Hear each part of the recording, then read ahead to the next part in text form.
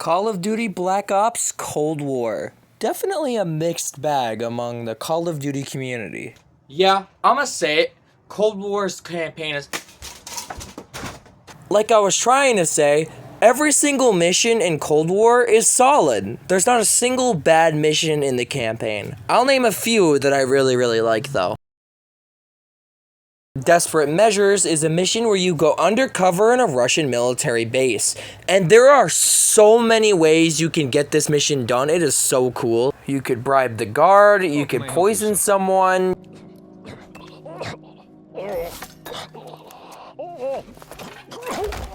Frame someone for something that you did. There is so much variety in this mission. It honestly might be one of my favorite Call of Duty missions of all time. Alright everyone, this is not a drill. There's a very bad pun coming up. Echoes of the Cold War is a very cool mission. It is very chill. Okay, I'll stop. The part where you protect the mainframe is the best part of this mission. As it swings around, as you barely can aim your weapon at the enemies because you gotta protect it. This part of the mission is awesome. I love it. I mean, this is the mission where Woods said one of the greatest lines of Call of Duty dialogue I've ever heard. I'm a goddamn onion, Mason. You should know that. Looking at the dictionary here. Yep, a picture of that shows up right next to the word awful. There's even a Black Ops 1 Easter egg in this mission, which is the cherry on top. Nowhere left to run is what Jared Fogle said after he got caught showing his $5 Subway deal to little children. In all seriousness, this is a mission where you hunt down a guy named Qasim and interrogate him for information. Handle the money? I have no idea where Arashi is. I don't think you understand the situation.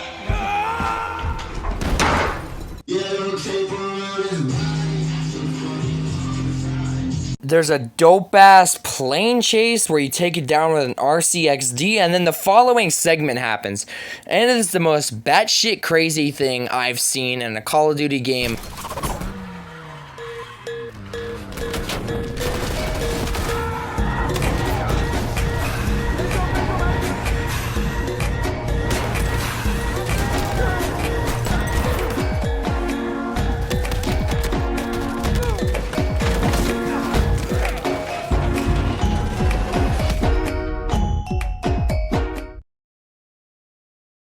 Break On Through is the best mission in Cold War's campaign. There is so much player freedom in this mission, and whatever you do affects the dialogue as well. You ran forward and picked up an M16. Or maybe it was another weapon. There's even a fucking zombies Easter egg if you go off the path. Like, how cool is that? I found myself playing this mission over and over again to try to get each and every choice, each and every outcome. A lot of effort and creativity went into this mission, and it shows. Good job, developers. Good job. I always trump big for a job well done. Now get out of here, kid. I absolutely love the presentation of the cutscenes in the campaign. Every single one of these cutscenes is so flashy and entertaining to watch. The characters unfortunately struggle a bit. They're okay, but something feels off about their writing. I don't know what it is, I can't really put my finger on it, but when you play the game, you'll understand what I mean. I mean, if you played Black Ops 1 and Black Ops 2, you'll instantly notice that Woods and Mason feel very different personality-wise.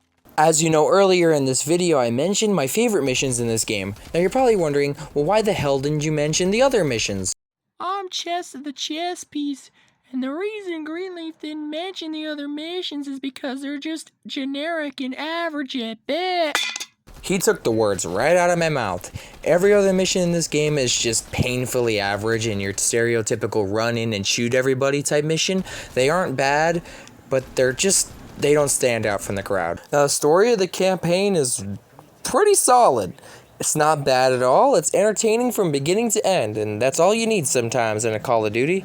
This is definitely going to be a hot take, but Cold War's story is underrated. Very underrated. It deserves a lot more love. Cold War's multiplayer is the most painfully average thing I've ever played. First, I want to mention the damage. I swear, sometimes it feels like you're shooting Nerf darts at your enemies. Other times you're hitting them like a semi-truck. It makes zero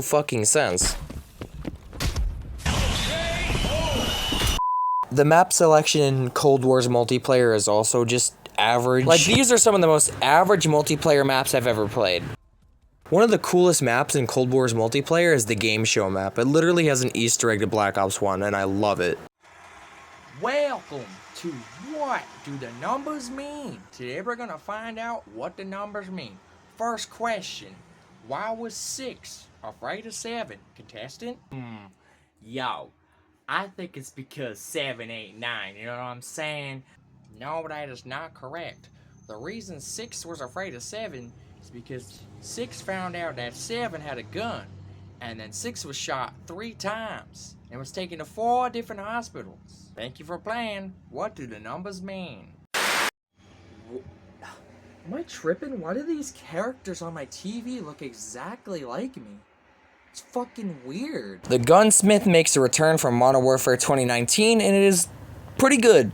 It's very solid customization system. By the way, you can make absolute abominations with this. What the? Who the fuck are you? Who the fuck are you? Who the fuck are you? Who the fuck are you? By the way, the multiplayer has the most unintentionally hilarious death animations I've ever seen. Oh, what the fuck was that death animation? Oh my god, I almost threw. Drake,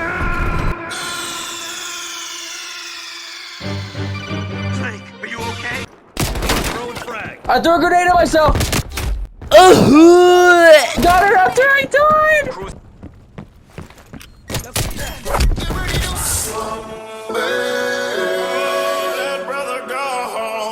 Now, Cold War's multiplayer is extremely fucking sweaty. Everybody in the match is sliding around like they're on a slip and slide in their backyard, using stim packs like they're fucking heroin addicts. Name a single person who doesn't use the stim pack in any modern day COD game.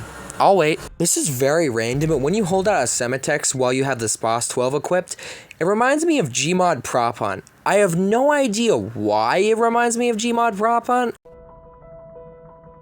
Let's get the elephant out of the room and talk about Outbreak. It reminds me of Transit from Black Ops 2, but better executed, which isn't really saying much because Outbreak is not that great itself. It's not bad either, like I'll play it, but it's not the first thing I want to play when I boot up Cold War.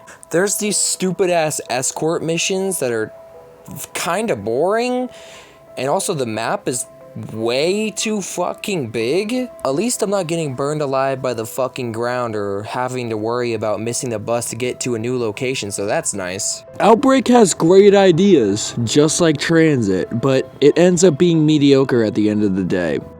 There's no other way to describe it than saying it's Warzone zombies. Literally what it is. I'm gonna be dead ass. I did not expect to like Onslaught. It is a pretty underrated game mode. It's very challenging, but not so challenging to the point where you want to drive off a fucking cliff. Who doesn't love Spec Ops Arcade? It's a very fun game mode that was in Black Ops 3 and Black Ops 1, and it returns in this game, and it's pretty good. I enjoyed it.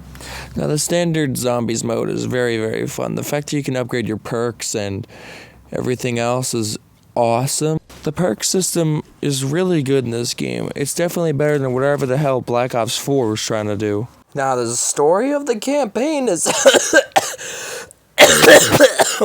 I'm gonna be dead ass. I did not expect to like on... Motherfucker, bro. I have a script right next to me and I still fuck up the words. Let's get the elephant out of the room and talk about Oh. That doesn't even sound like someone's dying. Generic and just okay at best. I fucking missed that. Looking super fine. I love drinking wine.